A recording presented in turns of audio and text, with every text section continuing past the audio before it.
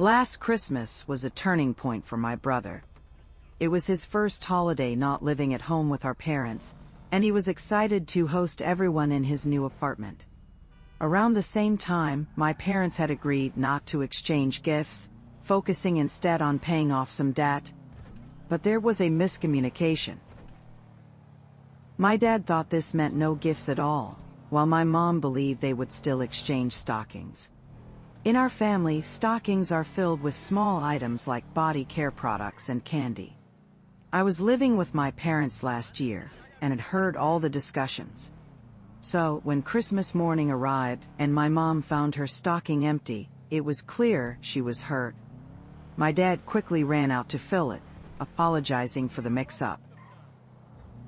Should he have communicated better? Absolutely.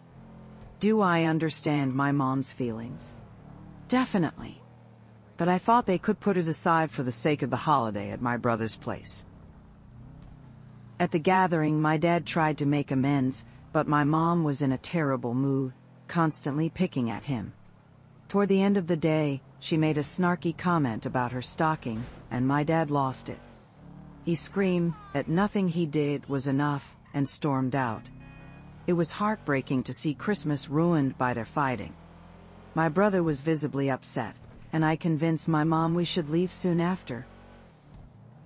Both my brother and I were frustrated. My dad shouldn't have yelled, but my mom could have kept her comments to herself or addressed them later. My brother was embarrassed, especially since his roommate overheard the argument. After that, he decided not to host our parents anymore, though he still invited me over. He would visit our parents, but the dynamic had changed.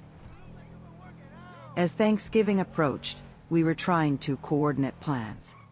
I had just moved into my own place, but was hesitant to host after last year.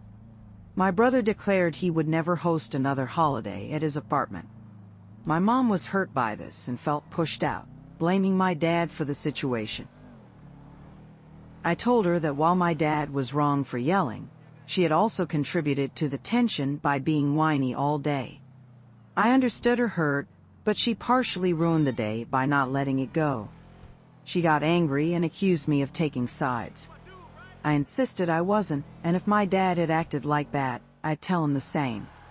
But he seemed to understand he messed up.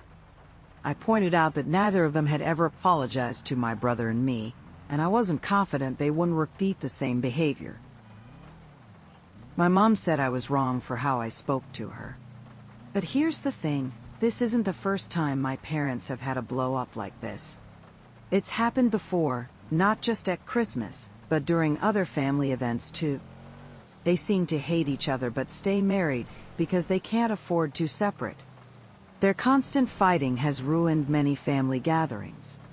We've suggested therapy, but they refuse to go.